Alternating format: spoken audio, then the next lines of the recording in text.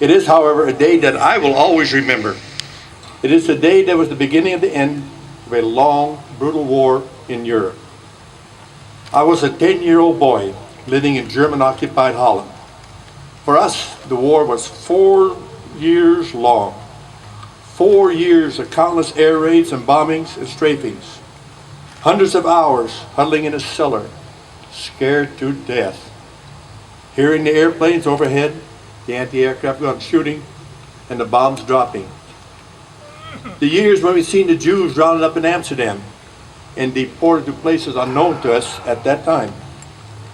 Years of ever-decreasing food rations, no private cars, no private radios, and a newspaper reporting only those things the Germans wanted us to know. There were rumors that evening in early June that Europe had been invaded by the United States and British armed forces. But news does not travel easily when to listen to the British Broadcasting Corporation, the BBC, was a cause for arrest, and the evening curfew was enforced at gunpoint. I do remember my mother telling us that if the rumor of the invasion was true, then now there was hope that the war would end someday. Several days later, the bombers came over again, but this time they dropped small booklets with stories and photos of the invasion, and we knew it was real. We would have 11 more months of occupation, months without electricity or central heating in one of the coldest winters of that century.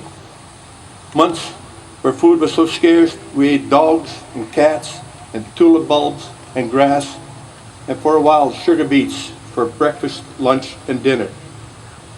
Yet we were the lucky ones. Our next door neighbor and his son were executed by the Germans because they were members of the Dutch resistance. More than 1 million people died in those months in the German concentration camps. There are millions of people in France, Belgium, and Holland who were given a chance to live again because of the blood, sweat, and tears of the soldiers, sailors, and airmen of the United States and Great Britain and Canada. I find it so sad that so many people, both here in the United States as well as in Europe, have forgotten or never even learned what the people of the United States of America did in those years.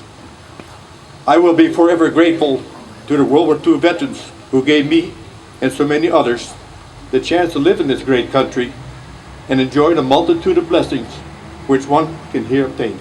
Thank you.